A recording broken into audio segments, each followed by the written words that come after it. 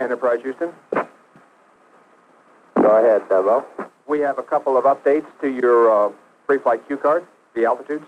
Okay, stand by one. Okay, we're ready to copy. Separation is at 23.0. Next one, 18.0. Rolled out on final at 8.3, and then 1.9er. I suggest you go ahead and start your engines and begin your taxi.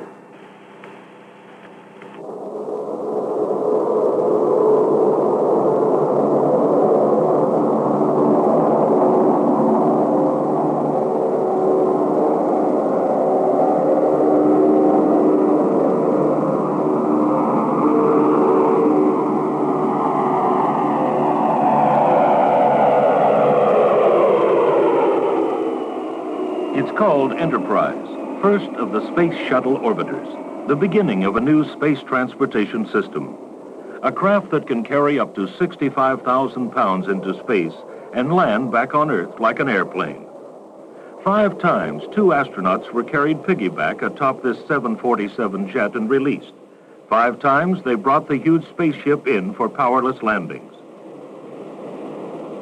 Okay, the gear is coming down at 270. Gear coming.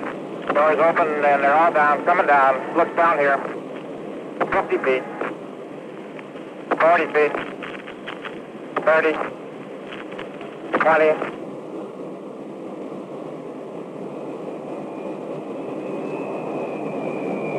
Okay. 10. Holding 10. 220 about 5 feet. Summing up the year's work for all 4 of the astronaut crewmen, astronaut Gordon Fullerton. We're at the end of the approach and landing test phase of this program, but it's really not an end, it's a beginning. It's just a small step really accomplished toward getting the orbiter into space, and then in that aspect, I'm looking forward to more of the same exciting times as we continue on toward that first orbital flight. Enterprise will not be the first shuttle into space, but this one will be. Shown here being assembled by Rockwell International, it is simply designated Orbiter 102. 102 is undergoing construction right now in Palmdale, and it's scheduled to be shipped the middle of next year over to DFRC, where we'll perform a hot fire test on it. We will mate it to the 747 and fly it to Florida in preparation for launch into orbit in March of 1979. After about 24 hours in orbit on 102, it also will land here at DFRC on the lake bed in the manner similar to the test flights that we've just completed on the approach and landing test. Also completed this year, the 154-foot long, 27.5-foot wide external fuel tank for the shuttle. Designed and assembled by Martin Marietta at NASA's Michoud Assembly Facility near New Orleans, the external tank will fuel Shuttle's 3 main engines on the way to orbit.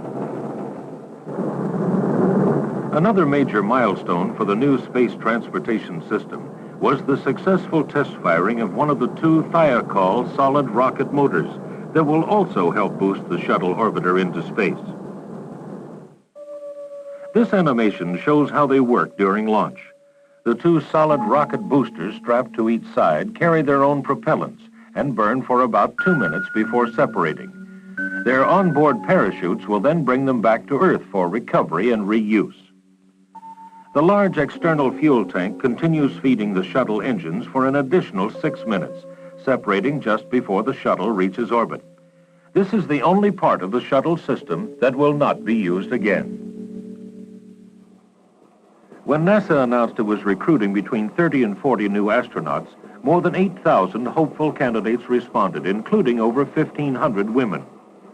The Johnson Space Center in Houston is in the final screening process to select from this group both mission specialists and pilots for future space shuttle flights. To get a feel for handling large structures in space, engineers at the Marshall Space Flight Center have been practicing underwater, the closest you can come for long periods of time to simulating the weightlessness of space. It's anticipated that the shuttle will make the building of large space structures possible, as well as the assembly of heavier satellites and instruments to better observe Earth and provide improved communications.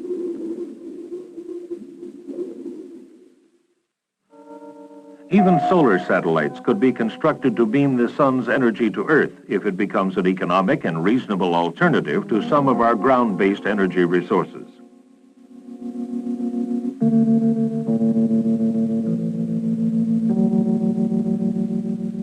Many of the early shuttle flights are already booked with confirmed payloads, according to NASA's Director of Pricing, Launch Agreements, and Customer Engineering Services, Mike Smith. This payload section of a shuttle under construction gives some idea of the space available. On Earth. Well, we're sold out on flights through 1980 and have firm flight assignments through 1981.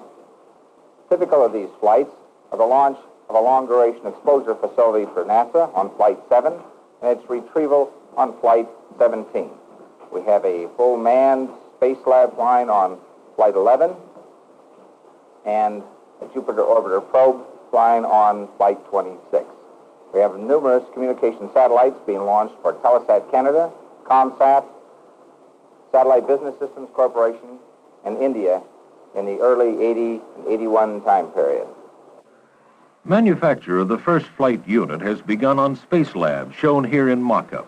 Spacelab is unique because it represents a cooperative venture by NASA and the European Space Agency. To be built in self-contained modules, the Spacelab will be placed inside the shuttle payload section. There, from 1 to 4 payload specialists will attend to a variety of experiments while working in a shirt-sleeve environment. Spacelab is expected to make significant contributions to science, medicine, industrial processing, and other fields. In space science, 2 unmanned Voyager spacecraft like this are now on their way toward the planets Jupiter and Saturn.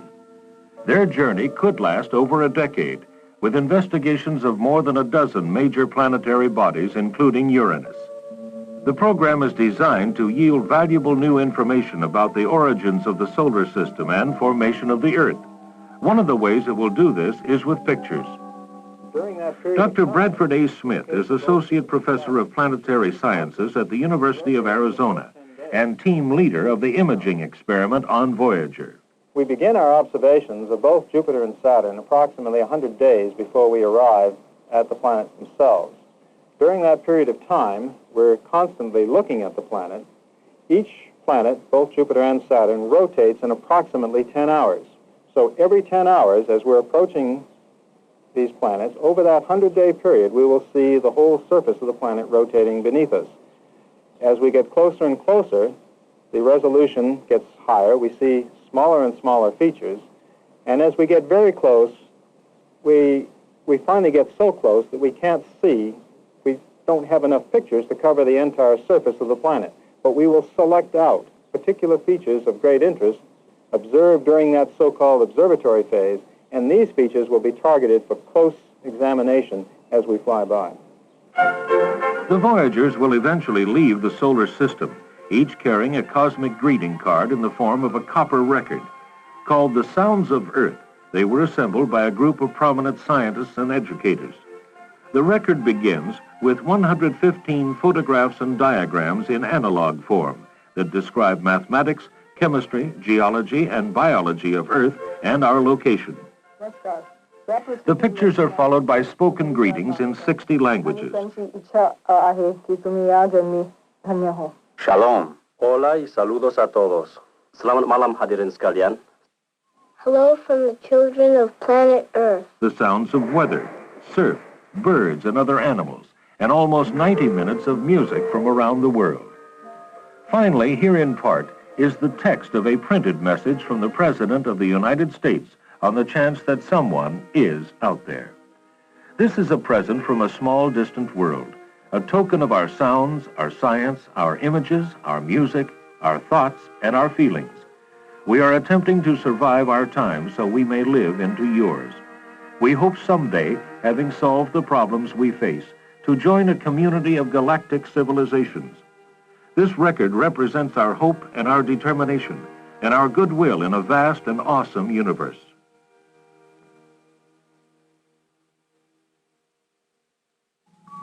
how stars produce the energy that makes them burn so bright, and then how they transmit this energy through millions of miles of space, losing very little intensity along the way, is of great interest to scientists.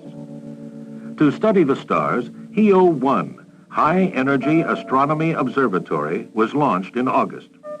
Already, HEO's instruments have found a gigantic star whose X-ray radiation increases violently over a period of time, then returns to normal. HEO-1 will be joined in its task of mapping the sky for X-ray sources by 2 other observatories in the future.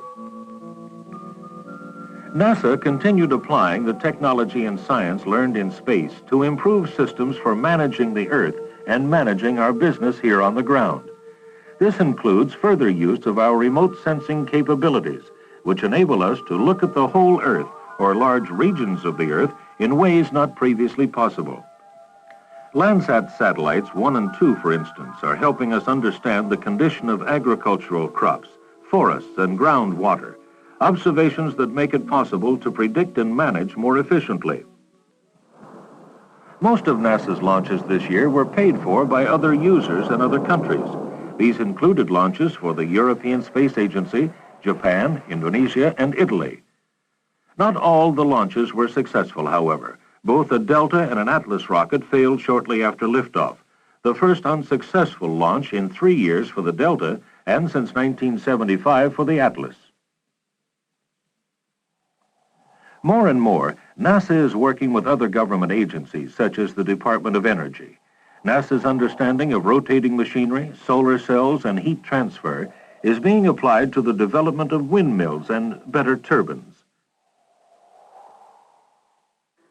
The Lewis Research Center in Cleveland, for example, is gathering information on as many electric vehicles as possible and is also working to improve nickel-zinc batteries. NASA is also applying solar energy technology to new developments that may bring it into effective use as part of the National Energy Program.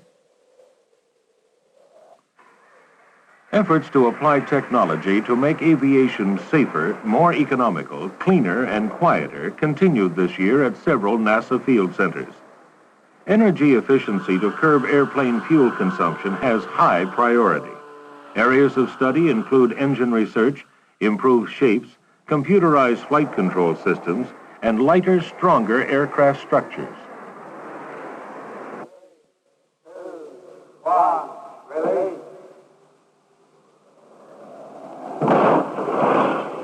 These crash tests at the Langley Research Center are an attempt to find out what happens when a general aviation airplane does just that.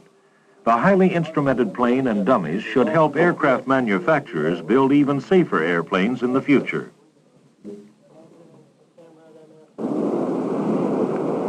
These spin tests look at a different safety problem, the problem of spins and stalls in general aviation airplanes.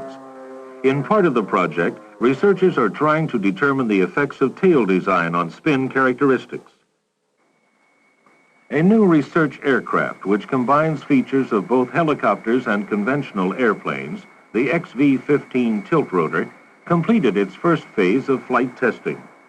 These short and vertical takeoff and landing aircraft may one day improve intra-city transportation.